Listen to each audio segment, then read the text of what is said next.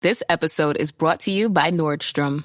Summer's almost out and fall's calling. Luckily, Nordstrom has everything you need for the season ahead, all under $100. Discover new arrivals from your favorite brands like Mango, Princess Polly, Wave, Free People, BDG, and more. Whether you're planning a last-minute getaway, heading back to class, or refreshing your office looks, you'll find the latest trends and beauty must-haves without breaking your budget. It's easy, too, with free shipping, free returns, and in-store order pickup. Shop today, in stores, and at Nordstrom.com.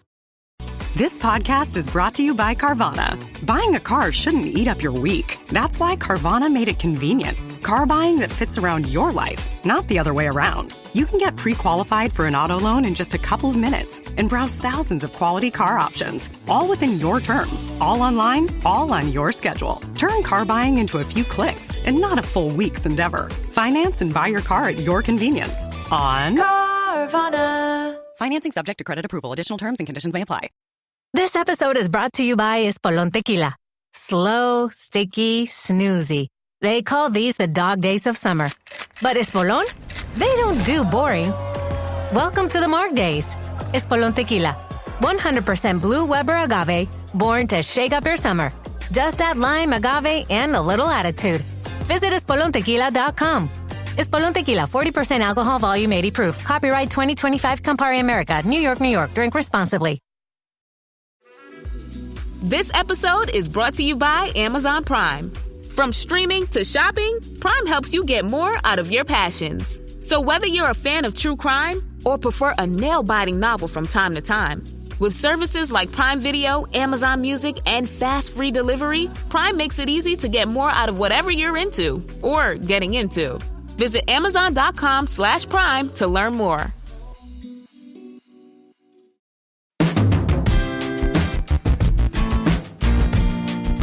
Hi, this is Tony Ruggiero, and you're listening to the Tour Coach Podcast. These are a collection of conversations, roundtable discussions, interviews with friends, people I meet, people I teach, folks that come to see us, people that I teach with, respect and admire, all from around the world of golf. If you're a golf nut, a golf junkie, you love golf instruction, or maybe you just want a little entertainment, you're in the right place. We've got over 200 conversations out there available for you now on the Tour Coach, and I'm excited as we head into 2024. Our goal is to bring you more content each and every week and help all of you enjoy and play the game of golf better. Special thanks to my sponsors that have all been with me for such a long time. Thanks to McConnell Automotive, Mitch McConnell and the folks at McConnell Automotive, and the folks at Bushnell Golf. Couldn't do any of it, especially pro work, without them. Vineyard Vines, keeping us looking good and always taking care of us at all the retreats. And, of course, Shrixon and Cleveland Golf and the folks there, whether it's Chip Holcomb, Eddie Dry, Mason Prang, Noel Zavada, Roddy McDonald, all of them, everybody that has been part of our journey with Shrixon Cleveland Golf for over 23 years, I believe it is now. So, and also want to welcome one of the new sponsors to the Dew Sweepers and the Tour Coach Podcast, and that would be Visor Skincare and our folks, the Franklins, who are been Dew Sweepers and fans of us for a long time, and it is by far the best skincare and sunscreen out there. So make sure you check them out as well. And hope you enjoy this season of the Tour Coach and what we've got going on. We're looking forward to bringing you some great stuff, and enjoy this conversation here on the Tour Coach. Brad, thanks for coming. I've had to work with you a couple times with some players. Recently, one of my Korn Ferry guys came out, Emilio Gonzalez, and over the years we've worked together a few times, so it was kind of cool. We've been trying to do this actually for 6-8 months. That's right. Find time That's match right. schedule. So appreciate you coming out. I mean, take us through. I've always thought coming up, playing golf and being around great teachers like that, I've always thought putting is a little bit of an art, and that I've cringed at times watching people get so mechanical that it looks right. like they're frozen. And one thing I've always liked, I remember seeing some videos from you one time sitting at a bar around here. I mean, but you showed me some pictures of Rory one of the first times you did some stuff with him, and I was always impressed by how you made putting athletic and more reactionary. Yes. So I'd love to hear your thoughts on putting and kind of go from there. Okay. Well, I know you have a big weekend of instruction. I don't want to confuse you, but I just want to tell you a few of the things that I do when I help players, whether they're beginner golfers, intermediate golfers, or some of the best in the world. I think it might be I grew up in Rhode Island on an old Donald Ross course called Rhode Island Country Club. I started my golfing life as a caddy at this club, and the first day I ever caddied, I went up to this club. I didn't get out because I was new. I ended up what we call shagging golf balls for Mr. Anderson, which was cardiovascular exercise. I had a helmet and a plucker. Half an hour later, I made $1.25 and bought a Coke and a pack of crackers and netted out 75 cents for 8 hours and got my first paycheck in the game. But what it did help me with as I got better as a caddy was reading the greens. And we here at Old Palm have a great caddy system that can help you to find out where you have to start the golf ball. But I learned on greens early on a Saturday or Sunday morning and watching balls roll and seeing the dew line that the ball left as it did its path. And I've kept that in my mind for every single putt that I've hit to see, which is very important. And this is one of the skills of putting is reading a green, the art of reading a green. And I think if I asked every single one in this group, would you rather mishit a putt or misread a putt? What would you say? Hands up for misread. Would you rather misread or mishit? What feels worse than mishitting a putt, right? So a lot of people didn't raise their hand because they never mishit a putt, but it's a crappy feeling, right? When you miss the putt with just a little tiny stroke. So I want to start on the skill and the art of green reading. And you guys have already seen what I've done, so you can't answer this first question, okay? So I've got a ball right here that's 8 feet away from this hole, and I've tried to find what Johnny Miller would call the fall line, the straight line, and this is down the hill. This is 8 feet away. On the PGA Tour, we have all kinds of data from this system called ShotLink. What percent of putts from 8 feet do tour players make? Anybody want to take a guess? Who said 50? It's just over 50%, right? And what it doesn't tell is it doesn't tell the player, the viewer if that putt's up or downhill. But from 8 feet, it's just about 51, 52% of the field, the average. It's not the leaders. They do better than that when they win. So from 8 feet, do you get mad when you miss a putt? Right. The best players in the world average 50%. Should you? Right? But you want to. So I always get the most commonly asked question, just one thing. Can I have just one tip? You know, like there's something on the shelf at CVS that you can go buy and here it's going to help every one of you. But it's time, right? It's time spent doing this. The best players in the world started young, and they got better by learning different parts of the game. So you saw these putts go down straight, right? So if Johnny Miller calls this the fall line, and that was a straight putt, we'll call where my golf ball here is 12 o'clock. Close enough, I think. If I throw another ball down here at 6 o'clock, 8 feet away, let's call that, let's pretend this is the same amount of slope going up the hill as it is down. Did I get it on the straight line? Does it look pretty close? Pretty close. All right. I'll go over here. So, if this ball is straight up the hill, and that ball's straight down the hill, and Mark putts the down the hill putt first at the same time I putt the up the hill. I'm going to ask a question. I don't want anybody to shout out the answer. I just want you to think of the answer. Mark's going to putt the downhill putt at the same time I putt the uphill putt. If we putt at the same time, don't shout it out. Whose ball gets there first? Everybody have an idea? Who thinks Mark's ball gets there first? The downhill putt. Who thinks the uphill putt gets there first? Why? Well, because you can use more momentum. You have to hit it. You have to hit it harder. So that ball has more speed than that ball. So even over the same distance on a fast putt, the uphill putt gets there first. I think that's an important thing to understand, right? You have to hit downhill putts softer. Does that make sense? Okay. So we know this putt is from 6 o'clock and it's straight. If we move here to 5 o'clock, what does this ball do now? Curves, yes. Which direction? To the left. So as we have the clock, we're hitting from 5 o'clock, right? Does that make sense to everybody? As we move up to 4, does it break more or less than 5? And we're assuming it's on the same more, correct? And now we get to 3 o'clock. Does it break more than the 5 o'clock? And more than the 4 o'clock? And it's the first putt now that goes uphill and then downhill, right? And if we went to the other side of the hole, 7 o'clock, this putt's going to break to the right, correct? And we're assuming this is all the same amount of slope. So if I had a putt at 7 and a putt at 1, which putt breaks more? If it's the same slope. That one's uphill, this one's downhill. You said same but reversed.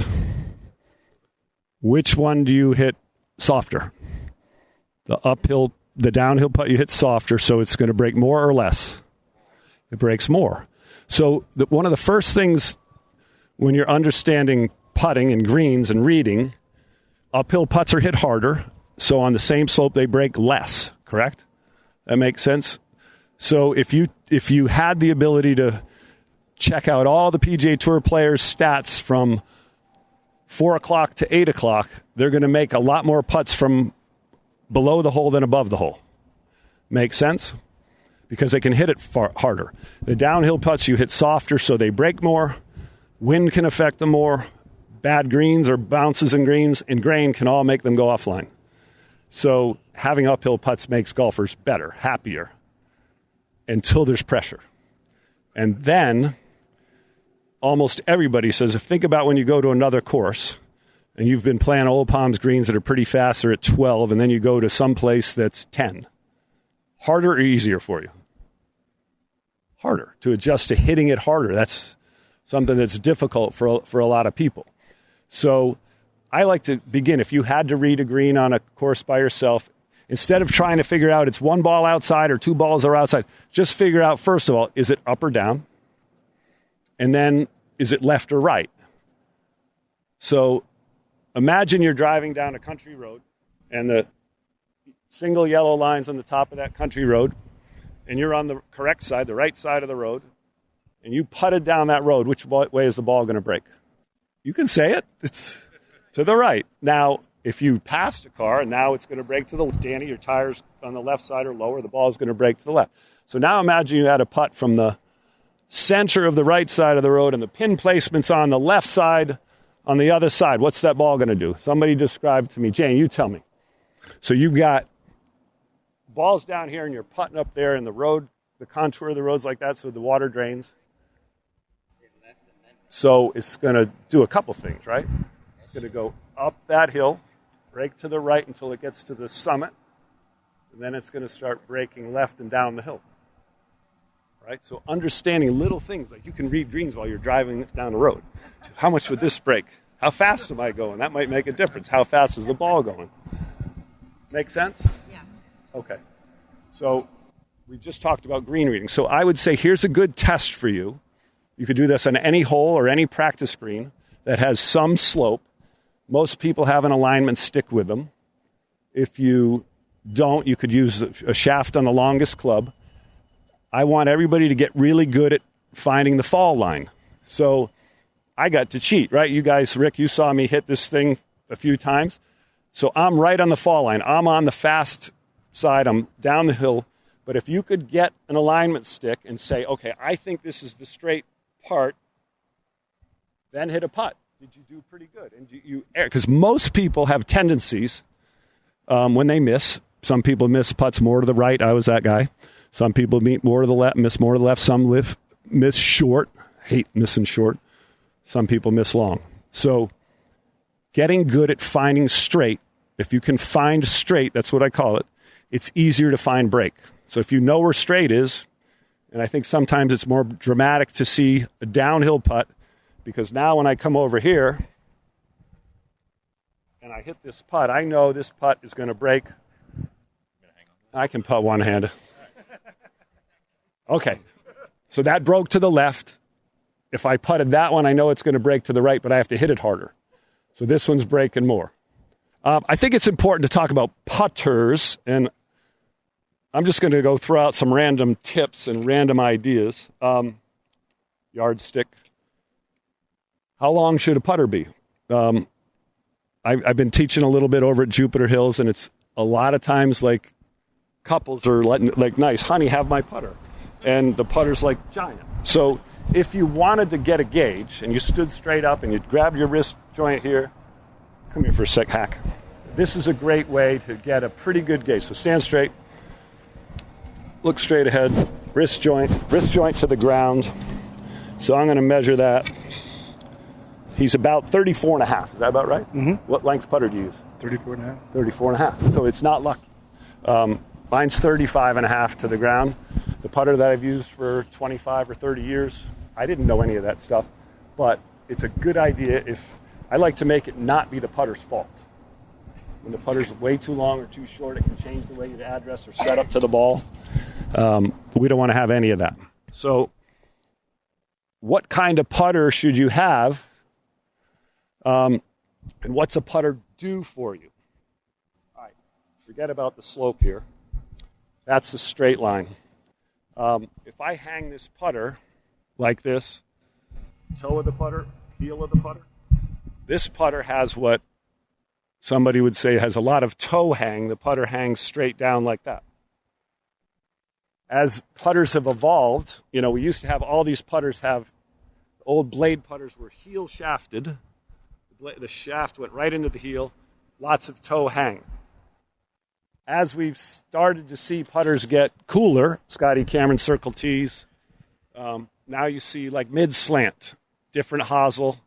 And if you look at where this shaft goes into the head, it's just inside the sweet spot, so that's what allows for that 45 or so degrees of toe hang.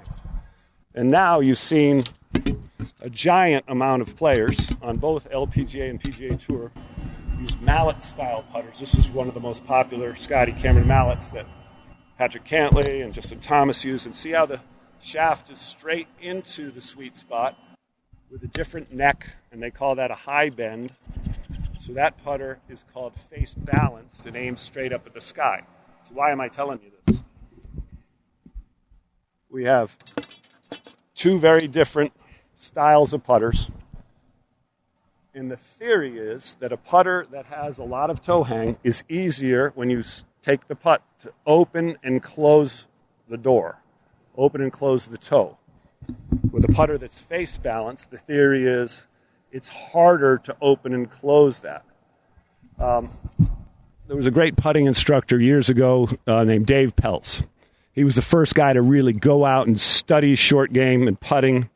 And he had a contraption that made a player take a putting stroke where the putter would go straight back and it would always aim at the target line. And we know now that it was very incorrect what he was doing. When a putter is swung now, because the putter doesn't hang straight down when you stroke it, it's off to the side. Mine's at 71 degrees. When a putter is swung back, it goes slightly to the inside. The face opens to the target, and then it closes and squares up, and then it closes again. So the putter swings on an arc. That's not a theory. The more upright a putter is, the straighter back it can be. Bryson DeChambeau, he takes his putter at 80 degrees and holds it really upright. So he has very little opening and closing the face. Right into the sun. This must be brutal. You want me to stand somewhere else? Out of your way. This is the boring part, but it's important. My putter is supposed to open more and close more than this putter. Preference. It's something that you get used to. If Justin Thomas last year was struggling with his putter, he said to his putting coach, "My face is opening too much." He was using a blade. What can I do about it? So his putter was open like 8 degrees on a 10-inch backstroke. It should only open 5. So they went to a putter like this. It was face balanced, and it started moving less open on the backstroke. Now, there's a problem with that because it happens on both the forward swing, the backwards swing, and the forward swing. So he had a putter that he was tending to miss to the right, and now he introduced a new putter that didn't open as much, but he was used to closing it a lot, so he started pulling. That's a bad deal, right? In golf, when you've played your best rounds and you've swung your best, you had the best, you usually didn't miss it both directions. You missed it in one. And the best putters in the world do the same thing. They have a tendency to miss in one direction, and that's always a good feeling. When you start missing left and right, that's a bad feeling. So, covered a little bit putters, covered reading greens. So, there's two other skills. Starting the ball on your line, that's a really important skill to have. And I want to give everybody here something they can go home with and go, oh, that's easy to do. And then distance control. That's probably the hardest thing. So let me pick on somebody who, there's a couple good golfers in the back row over there. Is it harder to control your distance when the putt's downhill or uphill? Uphill. You have to hit it harder, right? But then downhill, the ball's moving longer time faster. Sometimes people say downhill. I think there's a preference to it. But if you wanted something easy to do, I have a dime here. Dan, let me borrow a dime. I'll give it back to you. All right. This is the easiest thing in the world to do. Very scientific. 2 feet. How many putts in a row can you hit and hit the dime from 2 feet? I would say if you could, there's all these different apparatus and gates that you can hit it through. Here's your practice drill. Everybody can get a dime or one of those small markers, the little white markers. Can you hit 5 in a row and hit the dime 5 times in a row? And I want you to not putt to a hole when you do that. Just have the ball go about 7 or 8 feet. So can you hit 5 putts in a row?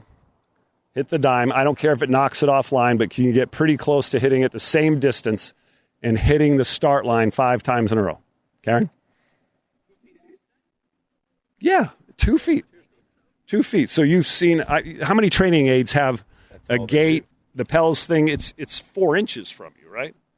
So 2 feet's more realistic. Having it go a certain distance is something, but not trying to hole it. I want it more to be on your start line than on how far you hit it. What's the reason for that? Just because the goal is hit your start line. Okay. And it has to have some amount of effort or flow in the stroke in order to make it work. It's easier to do it, I think, if you're 7 or 8 feet than if you're just trying to hit it at 2.5-foot putt. So I think that's a good, reasonable goal, 5 putts in a row. And if you do it, thank you, I'm out of here. We can find these on the range. Old Palm has them. I like this for a drill. I know sometimes Brenda told me in the women's matches here, there aren't a lot of gimmies, are there? People are a little selfish on those.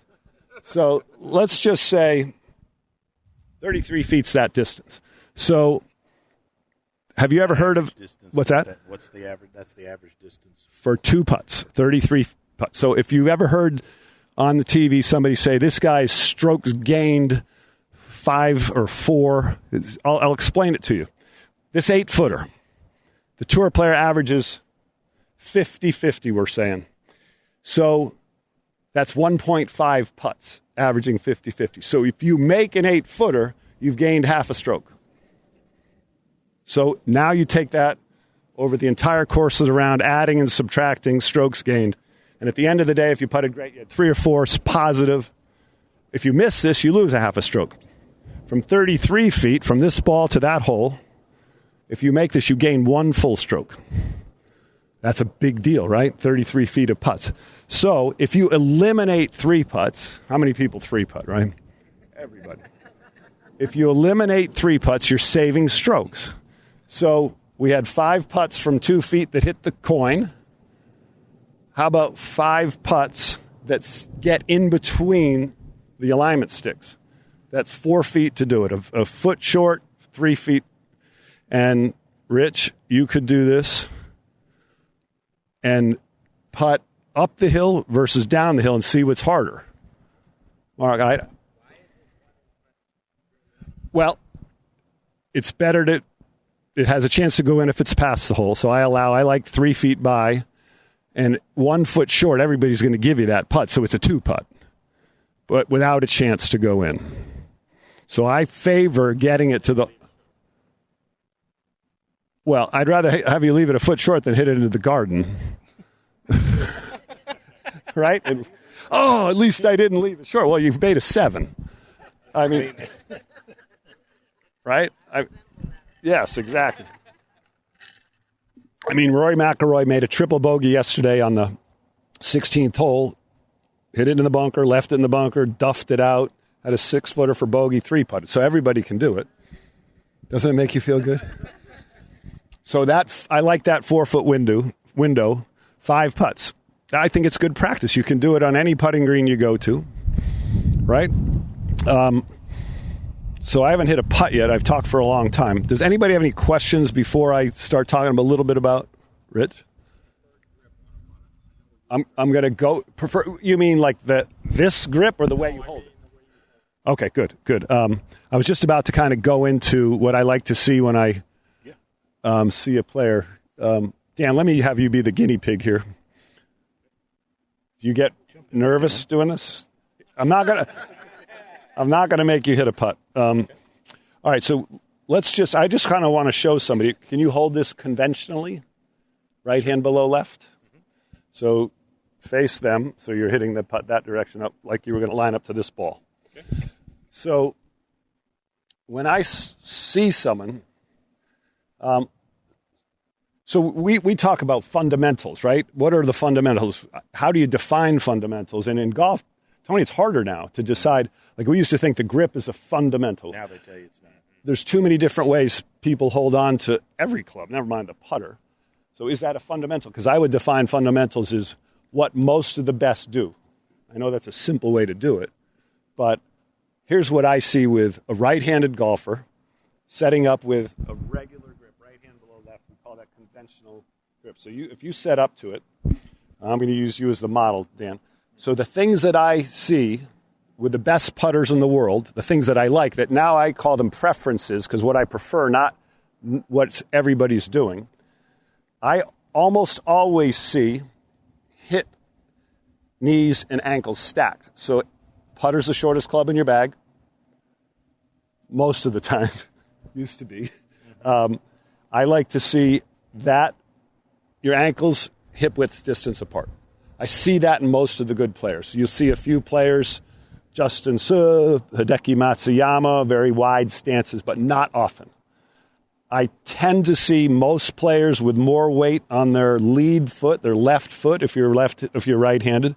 And we measure that with Swing Catalyst, and most players have about 55% of their weight on their forward foot. Go ahead and stand there. Logo on the hat or your nose, or the little button here. When I like to see somebody where I can see the logo on the hat, the buttons on the shirt, and the zipper on the pants on pretty much a straight line, but because he's got his right hand below his left, the shoulders tilt. And there's about, if you like to measure stuff, right, 8 to 12 degrees average on tour of that shoulder tilt because his right hand's below his left.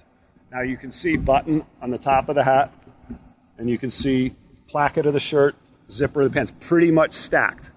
A little bit more weight's on his left side when he's standing there. When I look at the grip or the shaft, I like to see the butt end of the club pretty much over the top of the ball. Certain putters make that harder to do. I like to see the shaft closer to the inside edge of the left thigh than to the right thigh, so the ball position is one ball inside the left heel normally, or close to that. If you were going to pretend to putt that way, that's your dime right there. You can have that after this. Okay, so that the shaft is on a lie angle. Most putters are around 70 degrees, 90, 80, 70. The USGA made rules that the putter can't be like a croquet mallet, which would allow you to swing straight back and straight through with the face always staying square. But because it's on what we call an inclined plane, when he swings this putter back, go ahead and swing it back, that putter now has gone to the inside of the target line, and the face is now aiming to the right. Without twisting the face open, you never want to have to twist the shaft, right? So that's on plane, we would call it. And see, the putter moves three-dimensionally. It moves backwards, upwards, and inwards. Backwards, upwards, and inwards. So it doesn't stay on the ground. And obviously that changes the longer the stroke is. In a perfect world, if we're measuring and the putter went back 10 inches, that face would open 5. Now, how do you measure that? There's all different ways to do it. But if I see someone with their face twisted like that, that's one of the first things you'd want to work on. So the other things I like to see, like Dan has a really nice setup here. I see how his right forearm is on about the same plane as the shaft, right? And in a perfect world, the forearms are going to be parallel to his toe stance line, so that would be really nice to see that squareness. You don't see that all the time, do you? No. I mean, you've seen a lot of players putt with more open than closed, right? Sure. And Dan, you got a really nice setup. So, are you putting lefty? No, I'm putting right.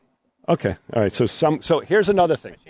So when you look at a player's posture, see how his lower back is pretty nice and straight.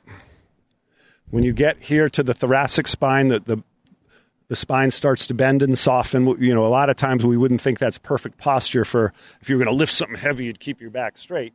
But here you allow the upper spine to bend and the thoracic spine, so your cervical spine, is getting close to parallel to the ground.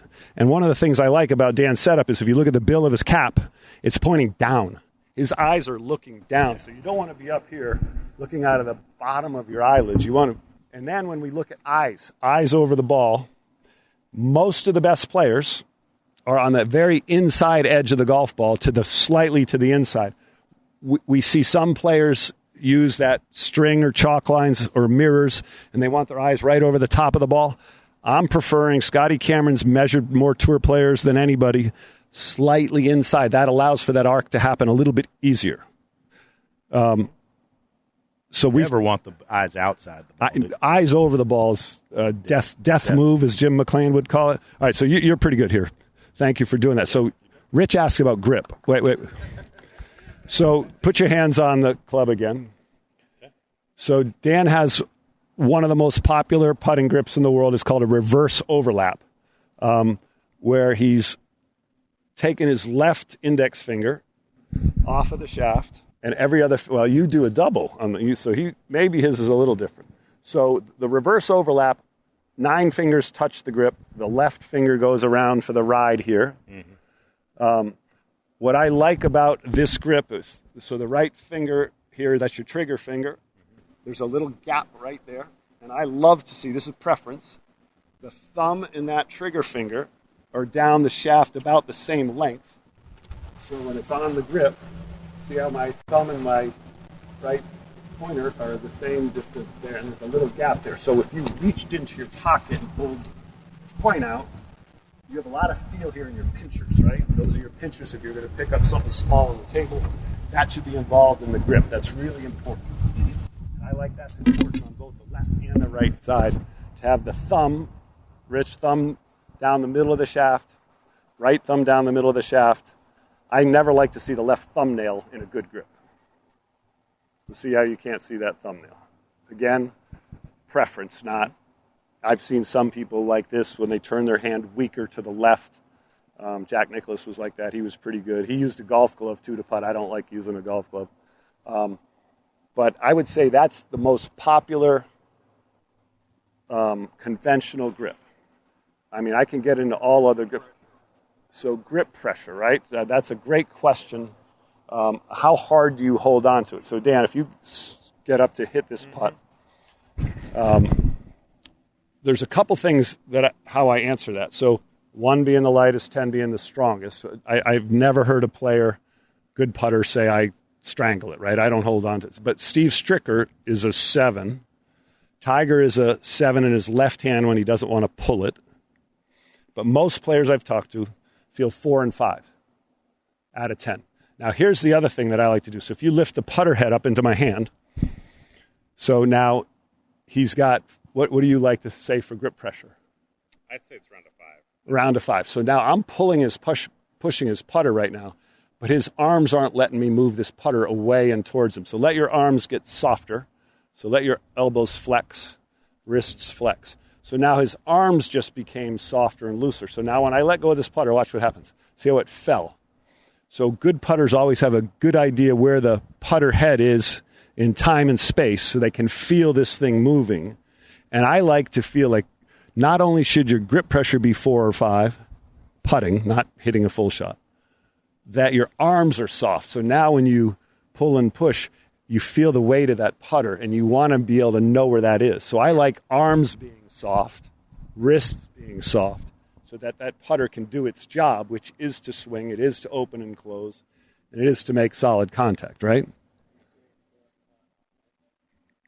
I feel equal 4 and 5 on both hands, but I feel like me, personal, I'm way more right-sided when I putt than left-sided. If you're right-handed, I mean, we have all different kinds of things.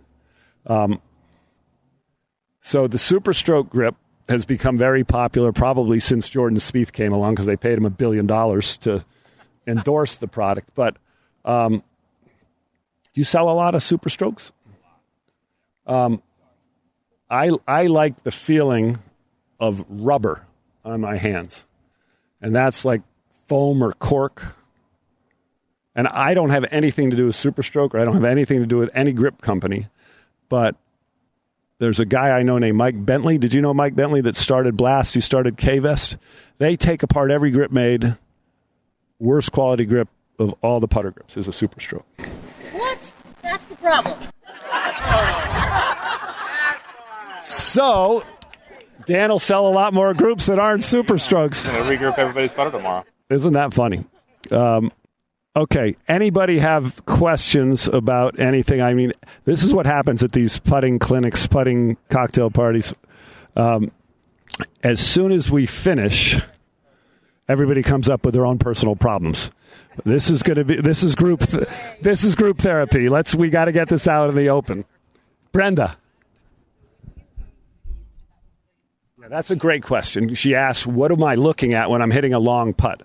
I had a young player on the European Tour a few years ago, played over here, named Tom Lewis, English guy, and he asked a question similar to that. Hey, when I have a big breaking left to right putt, what's the last thing you look at? It's a great question. What do you do on that kind of putt? And I said, well, first of all, when players are putting their best and they're unconscious, you're in that zony place that we all strive for, we get into for seconds, not days. You want to find that spot. My answer was, when I'm putting great, I don't know.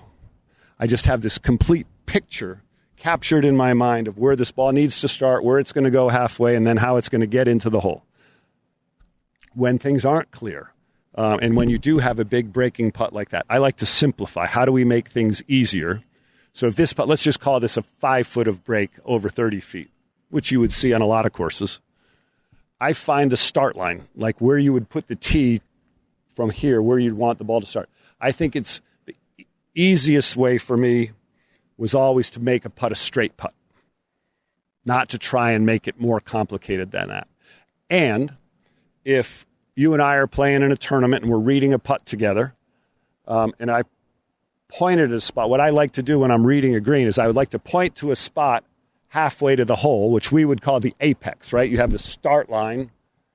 Here's the curve of the putt. The break of the start line would be here. Here's the apex, the high point where the ball reaches, and then where does it go in from? So you change the center of the hole from 6 o'clock maybe to, 7:30 on that left to right break and putt. So I would start reading a putt with someone and say, here's about where I think the ball needs to be when it gets halfway to the hole. But I wouldn't care if you looked at the starting line or at the apex. People sometimes get messed up when they talk about the apex because they forget the distance they have to hit it, right? So that's why I like something out towards the hole that can be your last look. Did that answer the question? Mm-hmm.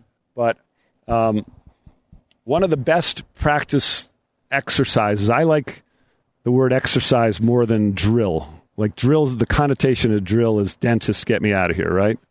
It's a lousy word.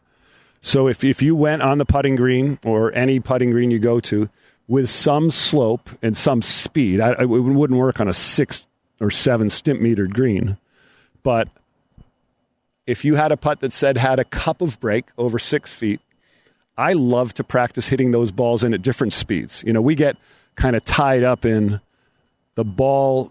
What's the right speed the ball should go into the hole? Should it go 12, 14, 17 inches past the hole? I like to try and say, okay, what's the limit to how high I can play it?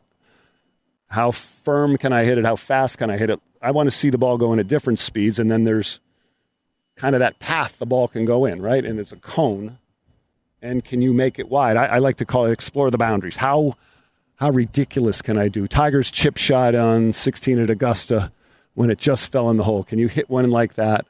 And then can you smash one in? So you're playing a match, you're playing in the club championship, and you've got a par putt from 6 feet that if you miss, you lose the hole.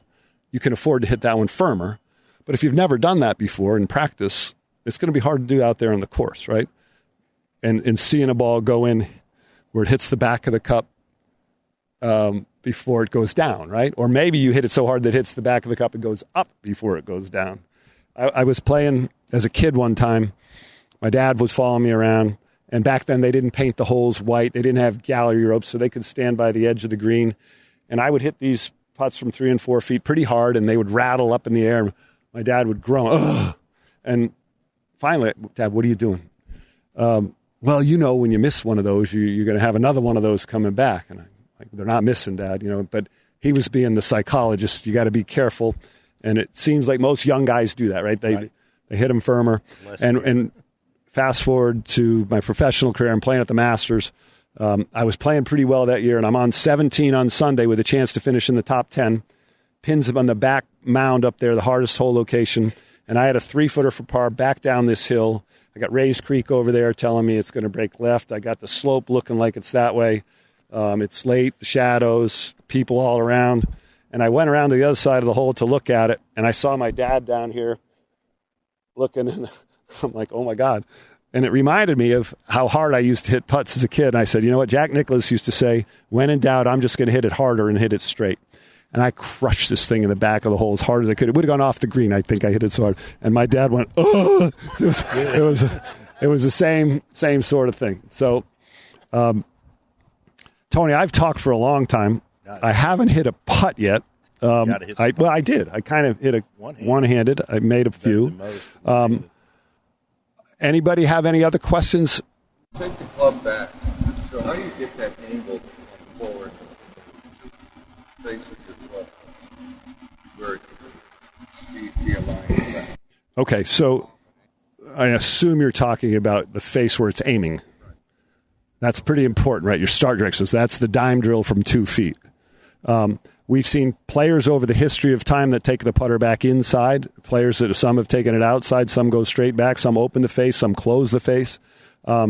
Players have been very successful all those ways. And what I don't like now about today's technologies, when you go and get measured on SAM, on Capto, on so many of these Quintec, you can see all the mistakes you're making, right? And oh, my gosh. So if the teacher doesn't know how to find a simple way to help you, you're going to be in a lot of trouble. So I'm way more, I think the importance of where the putter is when it hits the ball is way more important than where it starts or where it is in its journey to hit the ball. Right. So with consistency, that's the first thing I said is time, right? You got to practice this. Lessons help or can help. We know that when the putter makes contact with the ball, the putter rests on the ground when you start. The putter head rests on the ground. And as it swings back, it leaves the ground, then it gets lower. And when you hit the ball, the putter's about 1/4 of an inch off the ground so that the sweet spot of the putter has a sweet spot, hits the sweet spot of the ball, right? This is a new, can I promote a product, Dan? Anything you want. So this is a new Titleist feature called Performance Alignment. Comes in 4 colors, so you can get blue, red, black, or green. And you can line it down here. It's got a little tail and a little arrow. So I use it like this to hit it down my start line. But also, if you turned it this way, when the putter approaches the ball, it's pretty level to the ground, but it's off the ground. and then the putter starts to rise a little bit and gets a little bit off the ground. And that's the release of the putter. So the shaft starts close to vertical or vertical. When it's at the end of the stroke, the head of the putter has traveled farther than the butt end, and it gets back to vertical. And then when it passes, the head of the putter has traveled farther than the butt end. Make sense? So I call that the vertical release of the putter. And at the same time, you have a putter that's aiming straight at the hole, that at the end of the stroke it's aiming to the right of the hole, then it's aiming straight at the hole, and then it's aiming left of the hole. That's the horizontal release of the putter along the ground, with the vertical release all happening at the same time. We're adding fancy words and watching that, right? But that's what happens. And you complicate things more when that face opens a lot or closes a lot. So we're trying to take away, not take away hands, because hands are important. We're trying to take away manipulating, twisting. So if I just let this putter swing between my fingers, that's kind of a true looking stroke without just gravity taking over. So I like this idea of symmetry in the stroke, so that the putter's backstroke and follow through are pretty close to the same. They're never going to be exact, but they can be pretty close. The mistake I see almost all the amateur golfers, and you would say this, Jackson, players take the putter back very slow, sometimes very short, and they have a long follow through, and they have a huge change in direction, and the acceleration is too fast, and it's really brutal for distance control, right? So I think this is a good visual for somebody to hit.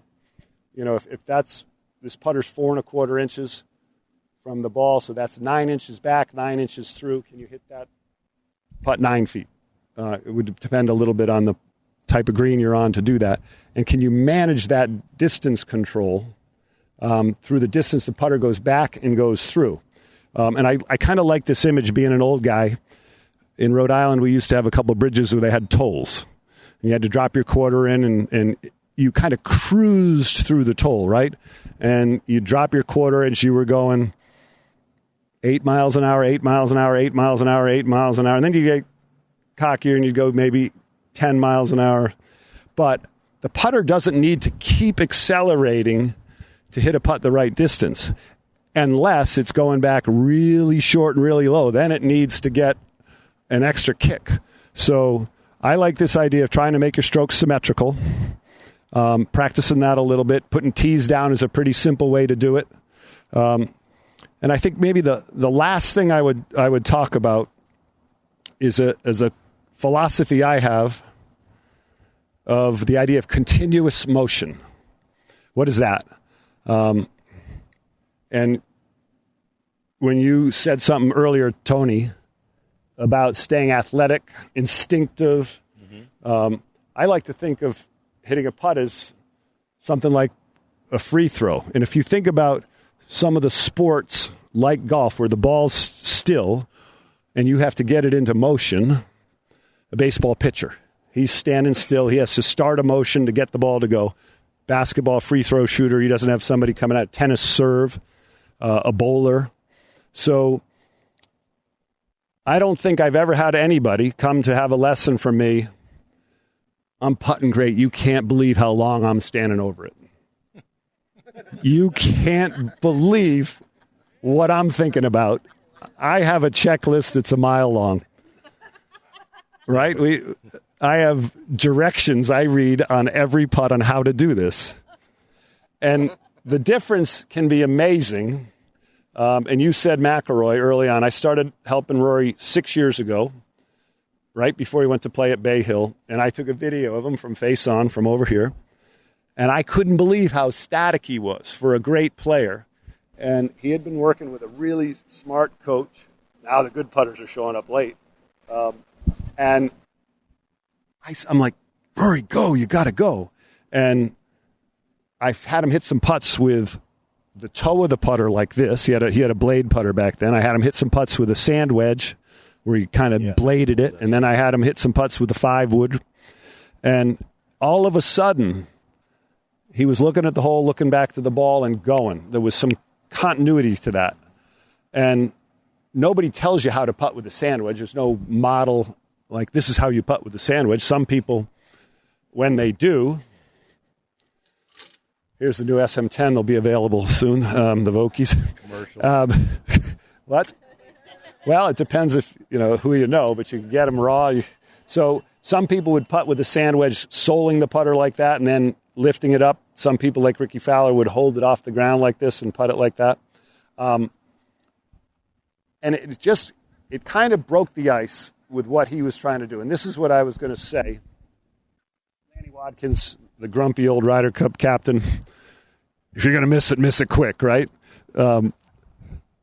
I kind of like this idea, and I learned a lot from Bob Rotella, the sports psychologist, when I first started playing the game. When your eyes come back to the ball, let that thing start. So when you've looked at the hole, now we talk about this concept of pre-shot routine.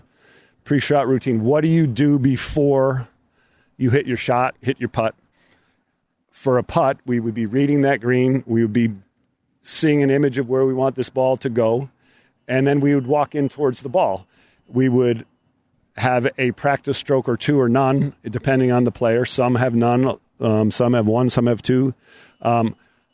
When you walk in and put the putter down and you look at you're spending a lot more time looking at the hole than you are down at the target. And I think that goes along with this idea of continuous motion. So when you're stuck, when you're thinking about 10 things, I see people walk to the ball kind of wooden. It's like they're going like this and everything, and they never look up. So one of my favorite players growing up to watch and then finally play against was Seve Ballesteros, great short game maybe of all time. When he would walk in, you could see him. The putter was loose in his right hand. He was like pumping his feet like he was coming out of the gate of a race. And he would walk up there, and his eyes would be out looking at where he wanted this ball to go, whether it was a chip shot or a putt. And he'd take his practice stroke. A lot of times a practice stroke was looking at the hole. Sometimes it can get you away from awareness of where the putter is. When how many's follow the putter on the backstroke, and then you're like, oh, it's so open. That kind of stuff. Everybody likes Kashmir Keith. And he was working with his instructor, Parker McLaughlin, and he was hitting a putt from, say, 30 feet. And after he hit it, he had his eyes closed. And he had to tell his coach where the ball was going to end up while it was in, halfway to the hole. Oh, I hit that one a little off the heel. That's going to be short and to the left. And that's a good way to start working on feels and speeds. When you're playing in your group, sometimes you watch your partner hit a putt and you're going, oh my God, that's so hard, right? And you can tell right away that thing's going miles by. That's a good way to understand and read feels and where you're watching, even from the side. If I'm watching you hit a putt, I like to say, oh, that's not going to get there, and see if what I see, the ball speed, registers to the green speed and how much. And even from the side, can you tell if it's going to miss right or left? I think those are things that can help a player with their trust and learning. What I call it's like putting IQ. How can we keep increasing our putting IQ to be better at this part? Right? Trying to think if there's any other magic I've forgotten. I'm impressed with the turnout. Great. Thank you so much for coming. And Dan, thanks for asking. Thank you. That was awesome. Thanks, buddy. Got it. Appreciate it. I hope you enjoyed this edition of The Tour Coach and this conversation that we brought to you about playing, learning, and teaching the game of golf. We'll be back next week with another edition of The Tour Coach. In between now and next week, make sure you follow us on our social channels. You can always find me at The Dew Sweeper on Instagram, or go to our YouTube page where you'll see a scene and a video from my teachings daily on our YouTube channel. You can find that by looking up Tony Ruggiero and the Dew Sweepers on YouTube. Until then, make sure you follow and check out everything Tour Coach and all our sponsors, Srixon Cleveland Golf, Bushnell, Vineyard Vines, and Buick GMC. I'll be back next week to help all of us appreciate, learn, and enjoy the game of golf.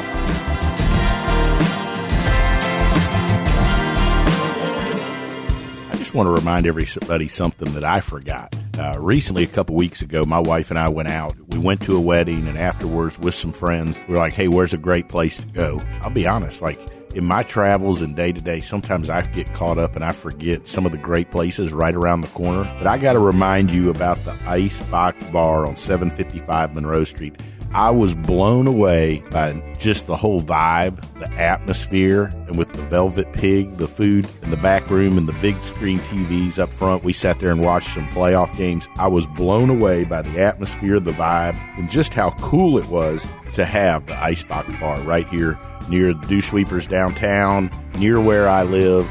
You're looking for a great place to go sit, watch some games, hang out, play some pool, you got to go to the Icebox Bar right there on Monroe Street. There's a good chance you'll see all of us hanging out. But do yourself a favor, go visit the Icebox. It's one of the best places out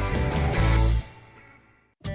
Hi, this is Tony Ruggiero. And look, recently, several teachers I know and several players have had some scares with skin cancer. In fact, I recently went and saw a dermatologist here in town, and I had a couple things frozen off, eyelid, my face, my earlobe, and not getting any younger. And I know it's getting to that time of the season where it's cooler, but look, being in the sun is a real deal, and I've not been very good, to be totally honest, my whole career at using it at all because I didn't like how greasy it was, how hard it was to get off your hands, how it clogged up my pores. And then I found this sunscreen, Visor Skincare. It's clear, it goes on, it doesn't dry you out, it isn't greasy, it's like you didn't put anything on it. By far, it's the best sunscreen I've ever used. Without a doubt, is the easiest to use.